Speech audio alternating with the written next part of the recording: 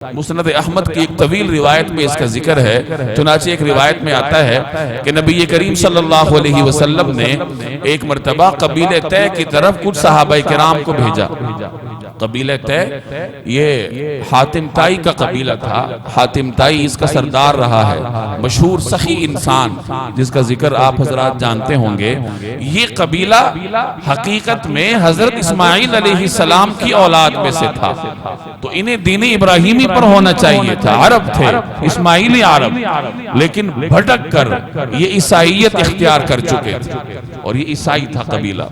جب صحابہ کرام گئے تو انہوں نے صحابہ کرام نے ان پر غلبہ حاصل کیا اور فتح کیا اس قوم کو۔ حاتم طائی کے بیٹے عدی بن حاتم فرار ہو گئے، اور حاتم طائی کی بہن صحابہ کرام کے ہاتھوں گرفتار ہوئی، بزرگ خاتون تھی۔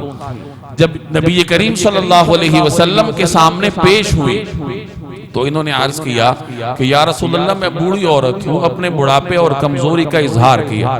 تو آپ صلی اللہ علیہ وسلم نے ان کی درخواست کو قبول کر کے ان کو آزاد کیا۔ اس نے اپنی کمزوری کا اظہار کرتے ہوئے رہائی کی درخواست کی کہ مجھے آزاد کر لیجئے، میں تو کمزور ہوں۔ تو آپ صلی اللہ علیہ وسلم نے ان کی رہائی کے احکامات صادر فرمائے۔ حضرت علی قریب تھے، انہوں نے اس بوڑھی خاتون سے فرمایا کہ حضور صلی اللہ علیہ وسلم سے اپنے لیے سواری بھی حاصل کرو، تو کیسے جاؤ گی؟ تو انہوں نے پھر عرض کیا کہ یا رسول اللہ میں کمزور ہوں اور مجھے کوئی سواری عنایت فرمائیے، میں اپنے قبیلے تک کیسے جاؤں گی؟ تو آپ صلی اللہ علیہ وسلم نے اس کو سواری بھی عنایت فرمائی۔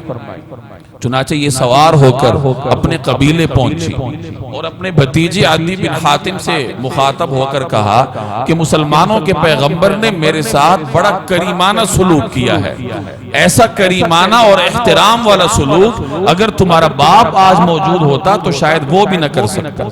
کچھ عرصے کے بعد عدی بن حاتم رسول اللہ صلی اللہ علیہ وسلم کی خدمت میں حاضر ہوئے، اور ان کے گلے میں صلیب تھی، صلیب جو عیسائیوں کا نشان ہے۔ تو آپ صلی اللہ علیہ وسلم نے ان سے فرمایا القِ عنک ھذا الوثن، کہ یہ جو بت پرستی کی علامت تم نے لٹکا رکھی ہے اس کو اتارو۔ اور فرمایا آپ صلی اللہ علیہ وسلم نے عدی بن حاتم سے کہ اللہ تبارک و تعالیٰ کو ایک ماننے میں تمہیں کیا رکاوٹ اور کیا مانے ہیں، اور مزید فرمایا کہ اللہ تعالیٰ کی کبریائی سے تم کیوں بھاگتے ہو؟